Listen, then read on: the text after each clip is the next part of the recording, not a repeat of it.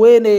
كوفسي loo geystay kadibna la jir dilay meedkiina laga helay hotel ku yaala caasimada kaas oo ugu dambeyn ciidanka booliisku ay hadda baaris ku hayaan wararka naga soo gaaraya caasimada Soomaaliya ee Muqdisho waxa ay sheegeen in hotel ku yaala magaalada caasimada Muqdisho laga helay meedka haweeneydan ayaa laga helay hotel ku yaala isgoyska baar ubax ee magaalada caasimada Muqdisho waxaana kiiskan la wareegay hay'adda dambi baarista ee booliiska ee CID-da haweeneydan oo lagu magacaabi jiray Suleeqo Yuusuf Barqadle waxaa la sheegay in dhowr saacadood ehelkooda ay laacsanaayeen ama ay maqaneed Suleeqo oo ahayd hooyo haysatay 5 caruur ah oo agoona waxaana la sheegay in hore lagu dilay ninkeedii oo ahaa sarkaal ka tirsan ciidanka dowladda Soomaaliya wararka ayaa waxay sheegeen in haweeneydan oo deganeed agagaarka xaafadda liirada shir kale ay tagtay hotelka arrimo u gaar ah darteeda kadibna la waayay halka ay ku dambeysay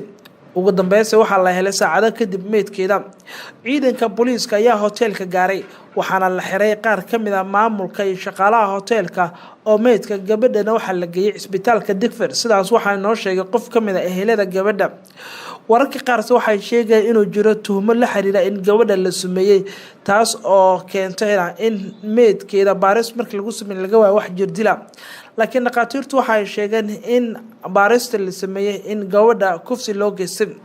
kiisaska noocyada oo kala ayaa maalmihii dambe waxay ahaayeen kuwa ku soo badanayay magaalada Muqdisho laakiin janaalkana waxa ila ku dhow deegaanka ay noo sheegeen iyo waliba qaar kama ehelada in gabadha markii hore halka uu ku balamiyay nin ay saaxiibo ahaayeen ninkana aysan cid wax badan ka ogin arintiisa laakiin waxa dadka deegaanka ay sheegeen in ninkii saaxiibkeeda ahaa uu ku balamiyay hotelka kadibna muran soo kala dhaxgalay taas oo la tilmaamay in sabab uu noqotay geerida gabadha isla warar kale ka duwan waxa ay sheegayaan in ninka uu kufsi u geystay gabadha kadibna halka uu ku dilay laakiin booliiska arinta la wareegay baaris sameeyeen waxa ay sheegeen in ay ku tuhunsan in gabadha la sumeeyay maadaama jirkeeda aysan ka muuqan wax jirdil ah oo loo geystay